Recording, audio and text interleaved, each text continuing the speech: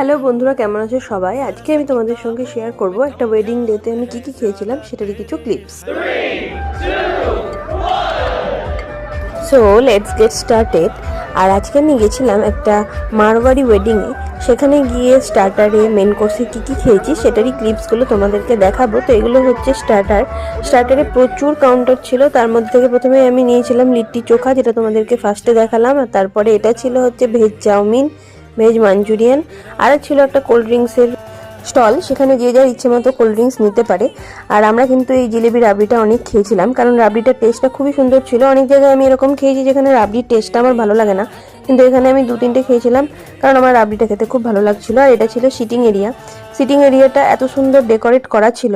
আর সব থেকে বড় ব্যাপার হচ্ছে এখানে ক্যাপাসিটিটা অনেকটা বেশি ছিল মানুষের বসার, একসঙ্গে অনেকজন বসতে পারবে।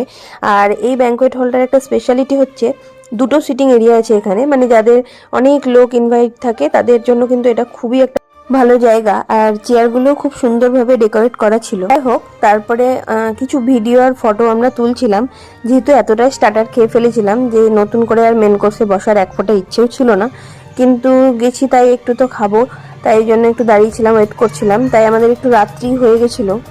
এই ওয়েডিংটার একটু অন্যরকম ছিল, যেহেতু এই ওয়েডিংটা মারওয়াড়ি ওয়েডিং ছিল, তাই এটা কিন্তু পুরোপুরি ভেজ মেনু ছিল, যেটা আমাদের কাছে একটু অড হলেও এটাই সত্যি। আর তারপরে আমরা খেতে বসে পড়ি, কারণ অনেকটা রাত হয়ে গেছিল। আর প্রথমেই দেখি আমাদেরকে মাটির থালায় সার্ভ করা হয়। মাটির থালা, বাটি, গ্লাস সবই ছিল। আর ওপরে একটা কলা পাতাও দেওয়া ছিল। তো প্রথমেই আসে ভেজিটেবল চপ, স্যালাড, সস, আর মটরশুঁটির কচুরি, ছোলার ডাল ছিল। তারপরে নানও ছিল। নানের সঙ্গে খাওয়ার জন্য সার্ভ করা হয়েছিল কাশ্মীরি আলুর দম। কাশ্মীরি আলুর দমে কিন্তু একটু স্টাফিংটা কম ছিল, তাই জন্য আমার খুব একটা ভালো লাগেনি। আর বাটার পনির ছিল, তারপরে চাটনি ছিল, অনেক খাবার ছিল। আর ফ্রাইড রাইস ছিল, ডাল ছিল, কিন্তু ওই যে স্টার্টার অনেকটা খেয়েছিলাম তাই ফ্রাইড রাইস আমি আর নেইনি। পাঁপড় ছিল, দই বড়াও ছিল। দই বড়াটা আমি একটু টেস্ট করেছিলাম, খুব একটা ভালো লাগেনি, তাই আর খেতে পারিনি। আর 2-3 রকমের মিষ্টি ছিল, কিন্তু আমি একটাই মিষ্টি নিয়েছিলাম।